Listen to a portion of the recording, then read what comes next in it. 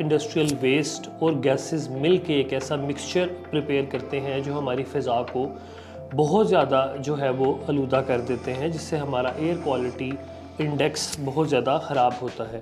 अब ऐसे मरीज़ जिनमें पहले ही सांस के मसले हों, जैसे एस्थमा दमे का मसला या chronic obstructive pulmonary disease COPD, जो क्रॉनिक स्मोकर्स हैं, इस तरह के मरीज़,